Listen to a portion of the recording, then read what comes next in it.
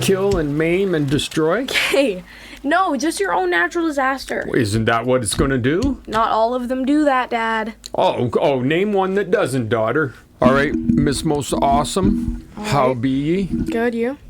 Pretty good, I suppose. Pretty good. Pretty good for all you Curb Your Enthusiasm fans out there. There you go.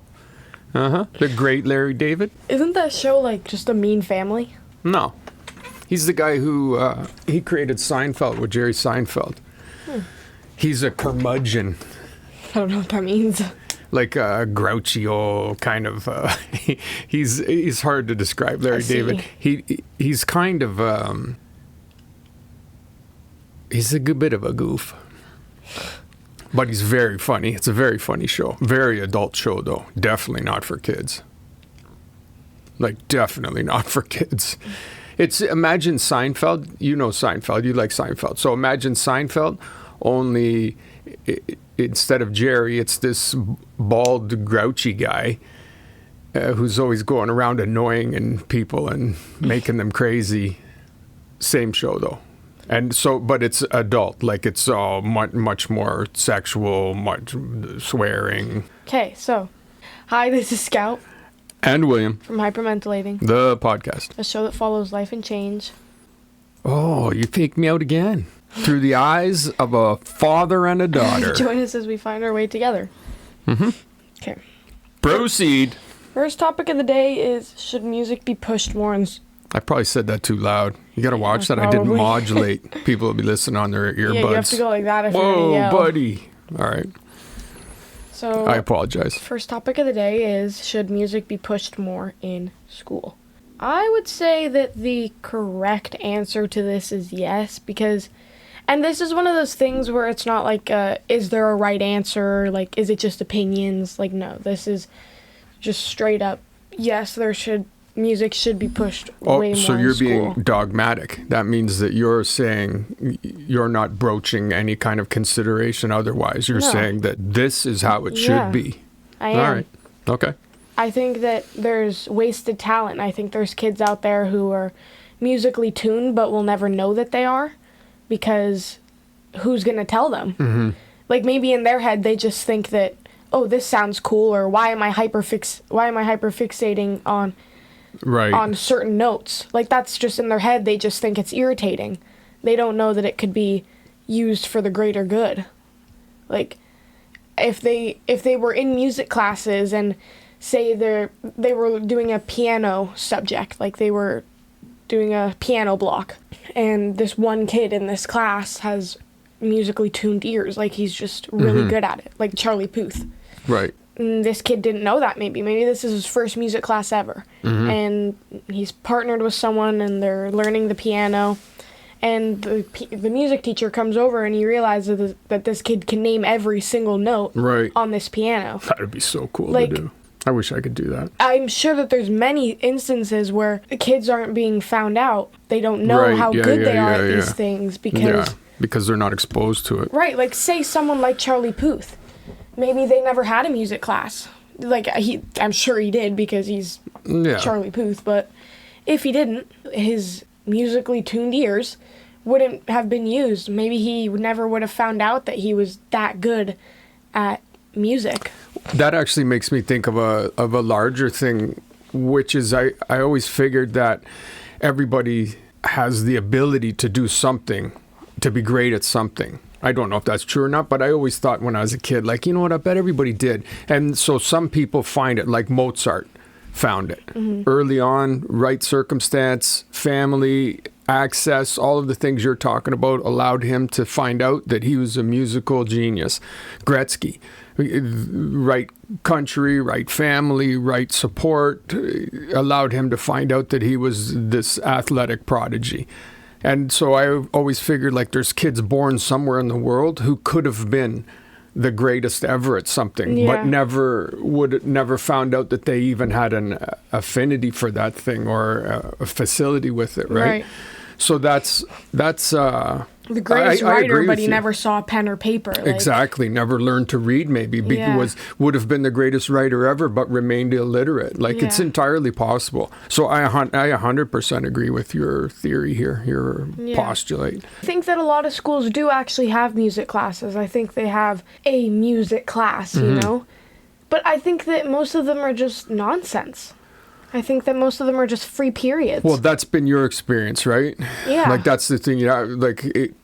Definitely music class that you've been exposed to has not been very inspiring, unfortunately, for various reasons. And that's a shame. I think that if you're going to have a music class, I think nowadays schools don't even bother with finding someone that's actually classified A lot of time. for that. Qualified.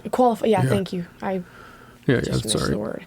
Qualified for this specific thing that they're doing. Mm-hmm. For example, my music teacher, my Right. my technology teacher. Yeah, I know. Yeah.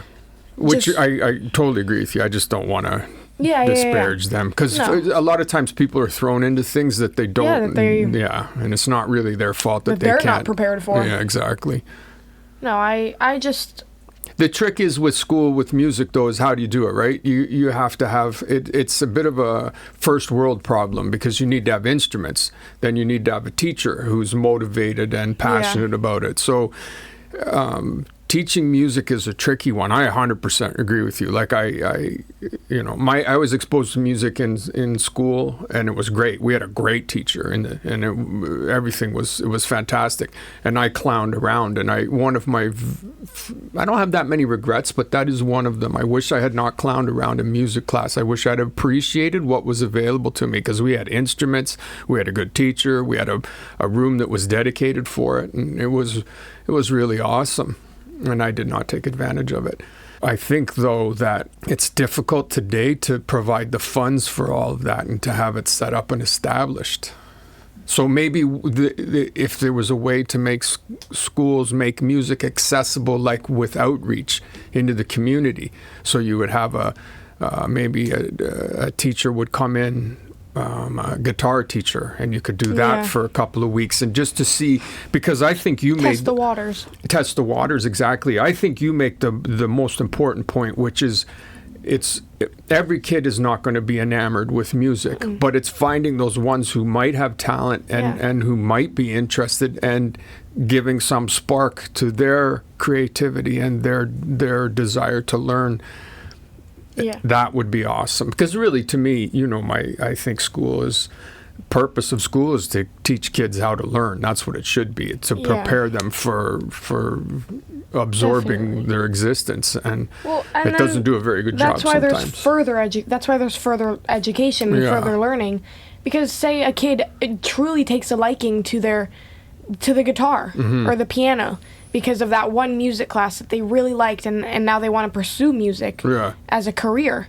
Maybe they want to become a producer or a musician themselves. Yeah. And that inspired the kid to do that. But instead there's kids becoming lawyers because they don't know what else to become. We don't need more lawyers.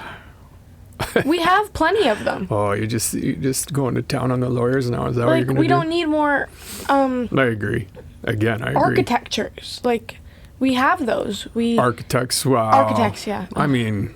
Wow, I'm really stumbling over my words today. Nah. I think I clowned up a couple earlier, so we're good. Yeah, I just think that, like... Yeah, exactly. But my point stands. A kid that might be really good at playing an instrument or has a really good voice, but has never been exposed to music, songs, will never realize or experience the love that they might have for that thing because they weren't exposed to it. Yeah, I agree. And now we have kids becoming lawyers, architects, doctors, I don't like you lumping lawyers and architects together. Architects is a real actually cool, creative. But I am saying that I've met so many people that are going to school to be architects. Many people. And most of them aren't going to make it at all. No. The amount of people I've met my age that are like, I can't wait to be a lawyer. But I've seen the way that they can sing, and I've seen the way that they can play. Dude, you've met lots of kids that, oh my God, that want to be Mexico? lawyers? In Mexico? Yeah. Every boy in my class, we had this one period, or like one time this one teacher asked us what we wanted to be, and every single boy that went up said, That's interesting. lawyer. I bet you wouldn't get that same answer in a Canadian classroom. Probably not. No. I think that's we could talk about that one day. That's an interesting thing. Yeah, write that one down. Well, and I know that it gives people... Hang on, let me write that down. I agree with you. I totally agree with you. So I think that that it would be great if they could find some kind of outreach thing where it's not so much, I get that every school can't afford or the space or the equipment to properly teach music to kids, but what they could do, every school could introduce kids to music through the community. Yeah. So you could reach out to somebody who plays the piano. They could bring in a keyboard. The kids could fool around on that, and then they could advocate for lessons for the kids for a reduced price, so that the kids could learn it. Maybe not in school so much, but outside of school. Yeah. And I know that every kid's not going to be a musical prodigy. No, but it gives the kid the option. But that takes that out of play. Then you're not wasting everybody's time too. Yeah. Like you're using school is being used to introduce kids to things. In this case, music. I Right. love that idea about school. Yeah, me too. That's how it should be. Mm-hmm. All right then. Okay, next topic is, should you be able to drive at a younger or older age, and why do you think the age is 16? Because I did a little bit of research on this, just personal research, just because I was wondering why 16 was the legal age to drive. And it was because in the 1920s, a lot of parents and teachers and employers were getting together and kind of doing like their own kind of study, not like their own kind of study more so, just people were realizing that at the age of 16, most kids are now doing jobs. They have extracurriculars that aren't at the school. Maybe they're in a band. Maybe they don't have a drive to school. Public transportation wasn't as big of a thing then, and so the people needed to drive, and driving was getting pretty big by this time. Cars were being created. Yeah. And, When's this? Y16 No, is when? 1920s. Okay. So more cars are being not mass produced, but That's when they started. yeah, Model but they were T, being Henry Ford. Yeah. right, like all of the So it was car starting brands to were be- starting to be made and stuff like that. So they were they were starting to think, okay, Yeah. what's too young to drive? Right. So they all kind of realized, well, 13, you're still doing school, but you don't have a job yet. You don't really. You don't need to. Right. You don't. Exactly. Yeah. 14, same kind of thing. Maybe you're trying to start testing the waters about what do I want to do. So it became a question, you're saying then, of independence. Like Yeah. they figured that at 16, kids needed to be able to be independent. That's what I'm hearing. Yeah, kids were at 16, boys were getting restaurant jobs and working at their dad's business and stuff like that, and girls were working at boutiques or that kind of thing. So our question now And- then is was that a good age that they made Right. it? And I honestly would say that to this day, I think that held up pretty well.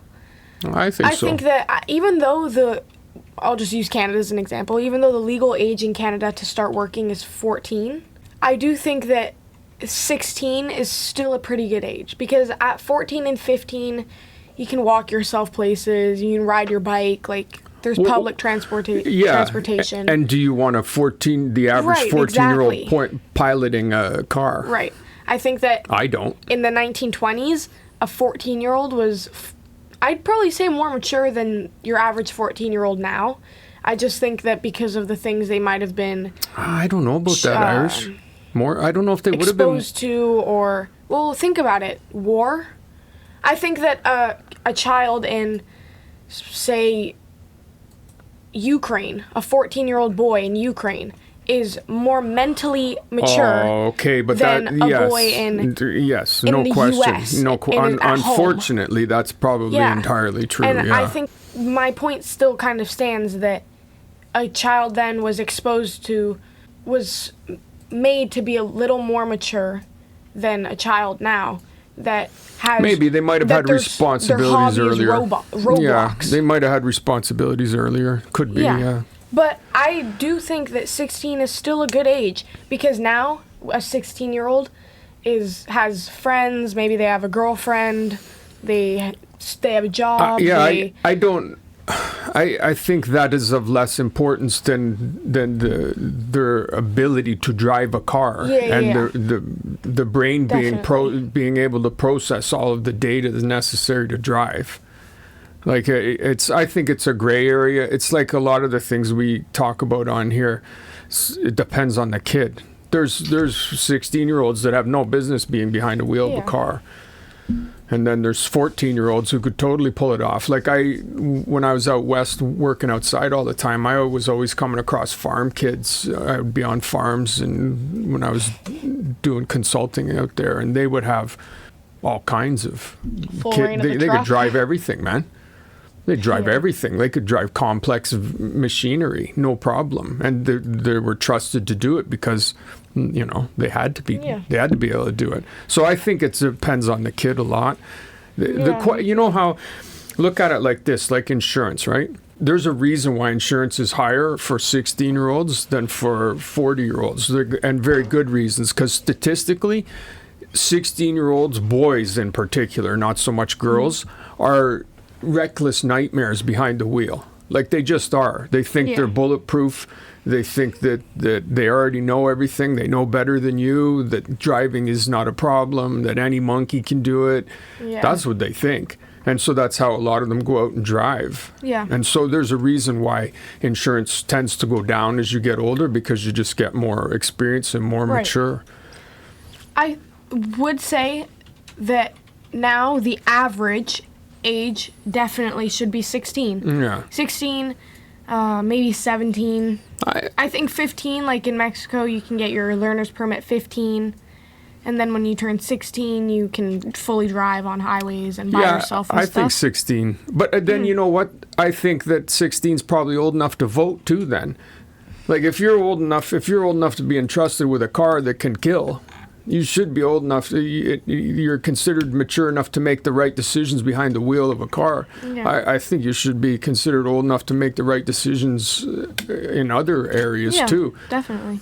So it's kind of a funny thing to me that you can drive at 16, but you can't drink in some states until you're 20 or whatever they are, 21 and 18 and 19. It's like, whoa, really? Yeah. You can be trusted in a car, but you can't be trusted with a bottle of beer. Like that doesn't really make sense to me. So it's interesting what you led off with, where it came from, what the genesis of that particular age was, that it wasn't 18 or it wasn't 20. It's interesting. It totally makes sense too that it was expediency. Like that's when they determined that kids needed some independence, and being able to drive definitely gives you independence. Yeah. So 16 is probably good. I think that's a good age for kids to be independent or to be trusted with some independence. I would agree. I think that, I don't know, I mean, I personally know that right now, at my basically 14-year-old age, I don't think that, I think I could handle a car. Like, I think that I could, if I had to, I think I would be able to, like, no doubt, drive it to the mall and park it. But, like, on the highway, I just don't think mentally I can handle, like, road rage and... Right. I think at my 14-year-old age, I think I'm still a little even too sensitive to handle being flipped off on the middle of the highway and, like, cut off. Like, I'm just not mentally mature enough for that yet. Right. And that's completely okay. I might not even be mentally mature enough when I'm 16. And that's also okay. It's interesting. It occurs to me that what you just said indicates that you probably would be mentally mature enough to do it. The fact that you have the self-awareness kind of qualifies you, I think, in my estimation. Maybe. But I think 16, okay. I think it's probably a pretty good age. Because of the independence thing, the working thing like you started out with. That's probably good. Yeah. So we're all right with that? We're not going to write any letters to people? If you're mature enough to manage McDonald's, you're mature enough to drive your dad's Toyota. Yeah, but not his Bentley. Okay, no. Or his Maybach, or or a Ferrari. Wait, Not saying that we have those.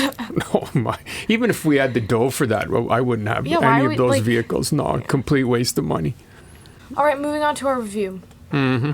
We have a movie review. I don't believe we've reviewed this one yet, and it's... Well, I hope not. It's Zootopia. We're too young in our podcasting career to be repeating ourselves. Yeah, we really are.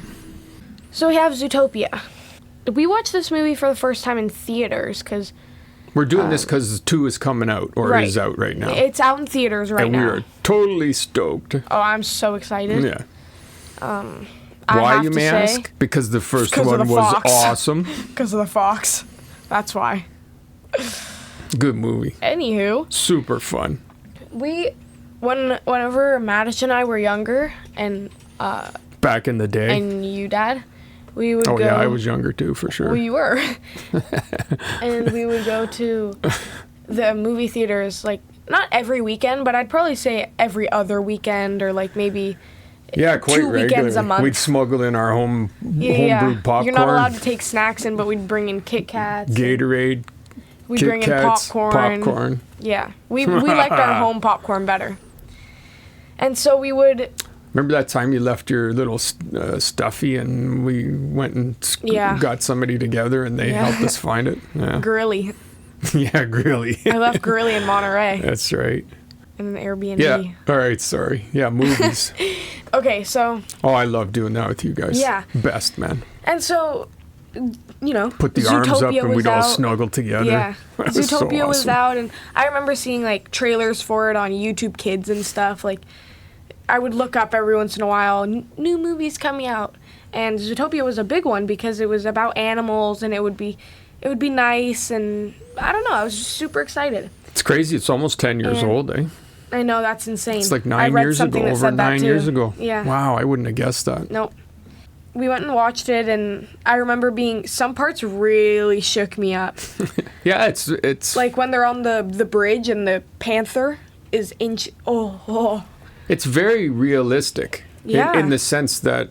I mean, it's not realistic at all. They're cartoon animals, but it's not like Kung Fu Panda, where everything kind of has a sort of a cartoony vibe. This is the way it's illustrated and everything. Yeah, and the way they comport themselves makes it very much like they're humans. They have very human-like. They have human jobs. The bunny's a police officer. Anthropomorphic. Yeah. Yeah. The bunny's a police officer. They wear clothes. I mean, they drive. The sloth at the DMV. Yeah, we love that. It's just funny too. Really well written. It is. It really is. It's funny. There's touching. You can watch it and there's a nice little like romance between the fox and the bunny. It's a great romance. And it's a nice movie to watch with your family too because Madish loved it. Yeah. Because there's jokes for the parents too. Like it's not just lots of visual there's humor stuff that the kids wouldn't understand. Very much so. There's lots of humor in it that's adult. I read something that the new one has quite a few adult jokes that will go over some kids' heads. It's perfect. Yeah. I really love the illustrating, the cartooning in it. Like I just like, different ones have different vibes and I really liked how it was. No. Like when I think of different illustrations. Disney, eh? Disney Studio. Yeah. I think of the Lorax, I think of Shrek. Like those all have very distinct illustrations. And Zootopia was one of them at the time that really gave me like, it just had different vibes. Everything was kind of illustrated differently. For sure. And it was cool because it came out around very colorful. Very vibrant. I love that. The music is good. Everything. Really well done. And it came out at a time that a lot of really good cartoons were coming out. We had The Croods. We had Secret Life of Pets. It was just a really good time for cartoons. So you had to make a pretty memorable one for it to stick, especially for the time. And Zootopia definitely did. People loved it. It really, really, really stuck with quite a few families. And it's just a good story. Yeah, and I think around 2 years ago, maybe even 1, when AI was starting to get really big on TikTok and stuff, something came up on my feed, and it was like, Zootopia 2, get ready. And I was like, okay, yeah, sure, Zootopia 2. They're putting one out 7 years later. Okay. whatever you say. And then like a couple weeks later, I saw another thing on an official like Disney TikTok account. Yeah. And I was like, oh my God, they're actually genuinely making a Zootopia 2. And I was so excited because it's so nostalgic for me. It just reminds me of that movie theater and getting my backpack caught in the elevator doors. Like I'm just super excited for it. Yeah, me too. I can't wait to see it. I think it's going to be awesome. Awesome. Really, really good cartoon. Yeah, and it kind of stands for like do what you want to do, cuz I mean like everyone said, "Oh, you can't be a cop. You're just a rabbit."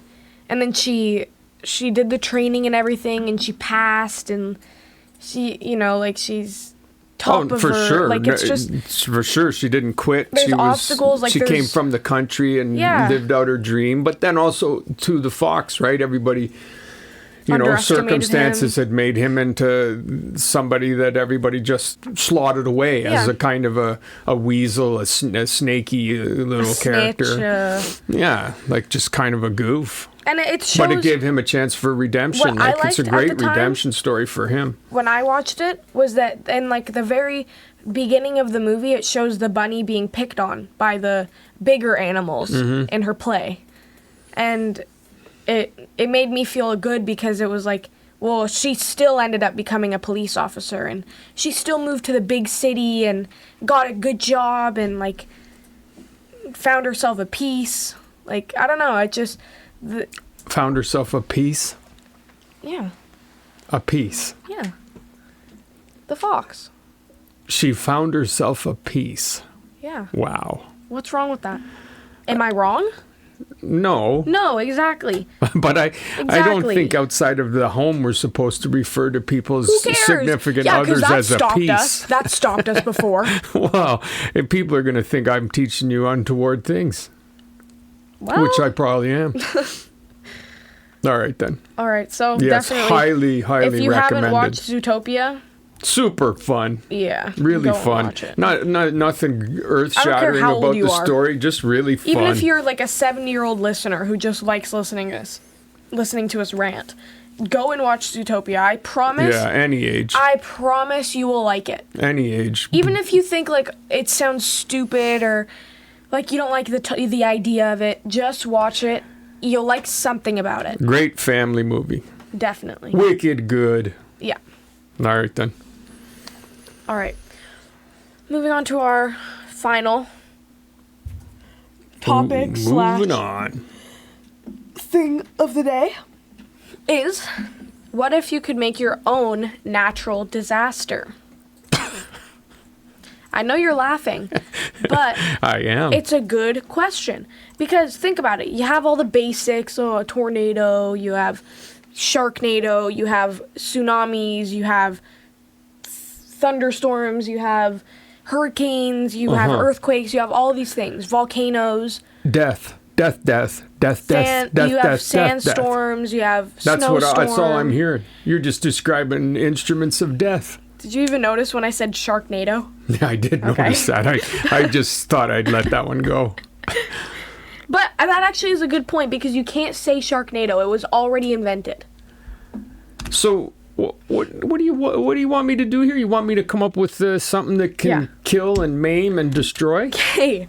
No, just your own natural disaster. Isn't that what it's going to do? Not all of them do that, Dad. Oh, name one that doesn't, daughter. Okay. Yeah. Volcanoes. You know, most times there's a volcanic eruption, it doesn't kill people. Most times there's a hurricane, it doesn't kill people either. Yeah, exactly. I bet you didn't know that. But what about when it does?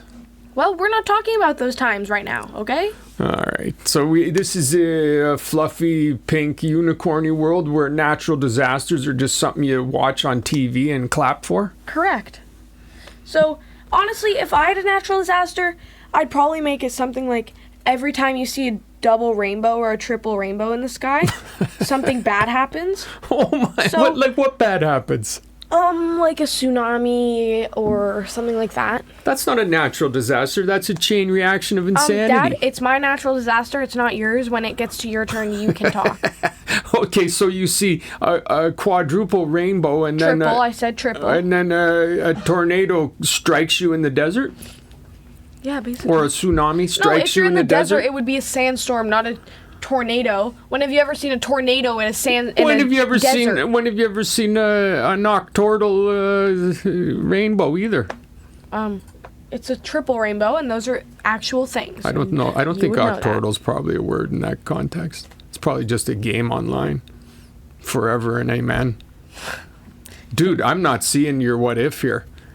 So Yeah, you never see any of my what ifs. That's not true. Yes, yes, it is. I You're know. such a hater when it comes to my what ifs. I'm not a hater. I love But then the thing is, whenever I say, fine, you invent a what if, you never can. You always say, I'm not built for that kind of stuff. I can't think of that kind of stuff. Never in my life uttered the sentence, I'm not built for that kind of stuff. I actually think you have. I don't think so. No, I actually think you said those exact same words on a walk. The same walk when we were talking about what we were going to do maybe in I our was podcast. being ironic. Nope. We were talking about what we were going to do in our podcast. So what's your what if here? What's your natural disaster? So far, I've only heard about Fantasyland rainbows. Well, you haven't exactly and, let me speak, and have you? tsunamis in the desert. Haven't exactly let me speak. So, That's not true. no, it is. So the natural disaster Yeah. would honestly be pretty straightforward. It wouldn't be a tsunami because I'm actually quite scared of tsunamis because I don't like the ocean. So my natural disaster would probably be something coming from the sky.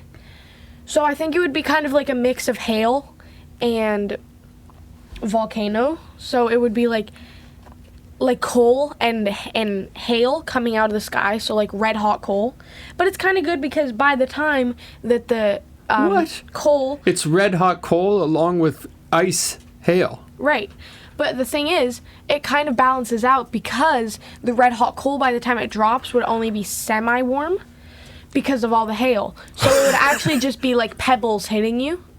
And you know coal, like you see it at the beach in Mexico's. Like when I was little, I would always write on my arm with the coal and stuff like that. Get myself tattoos. Yeah. So it would kind of be like You're a rebel. a gift, like the calm after the storm. You're a you little have the, beach biker chick. yeah, I actually was. I was when I was little. I was. Oh, sure. But the hail wouldn't just be normal hail, right? I was there, you know.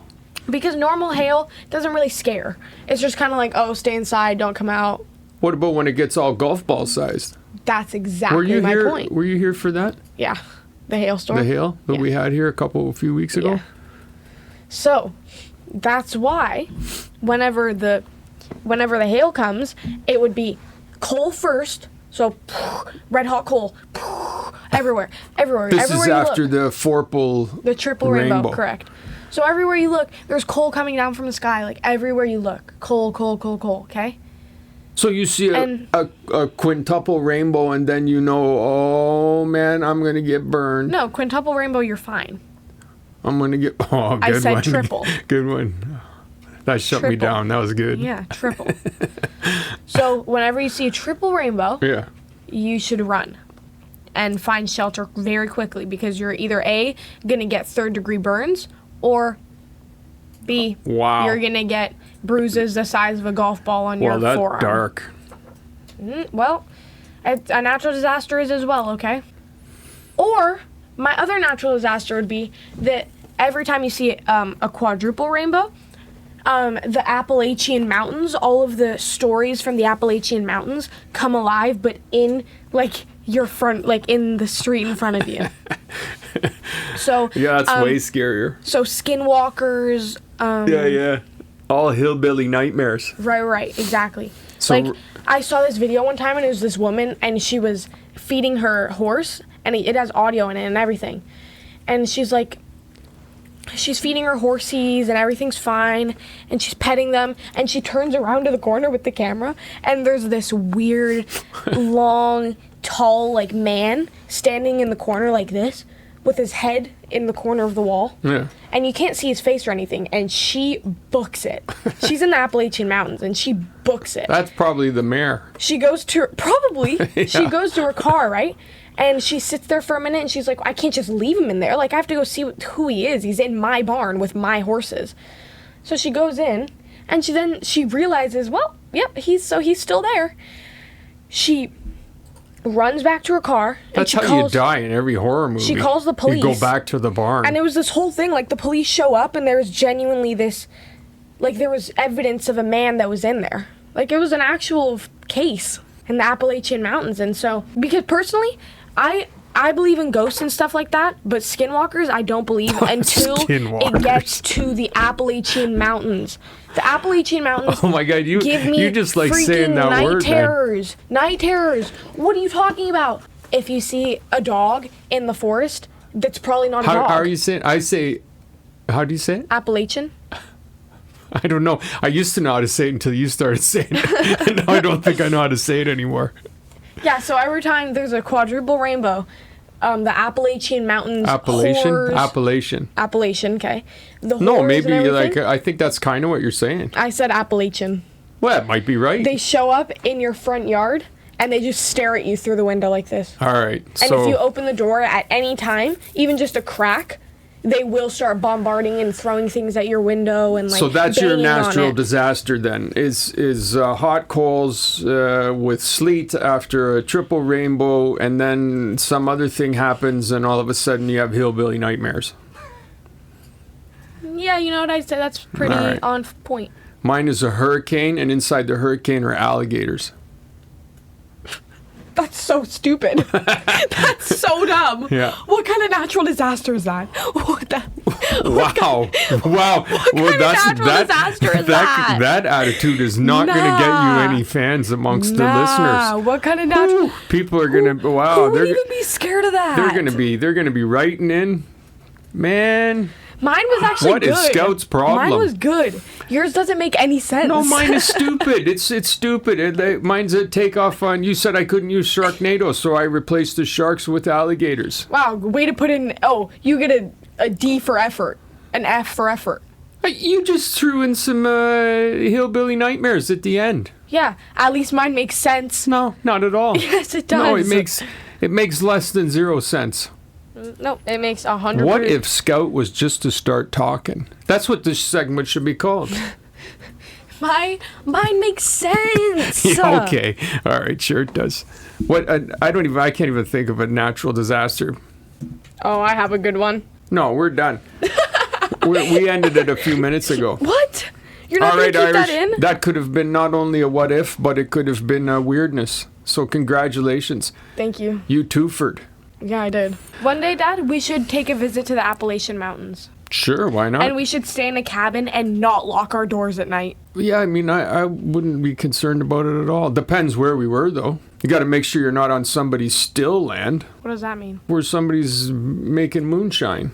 I still don't know what that means. It's where they make illegal booze or like the Appalachia is hillbilly country. Oh, I know.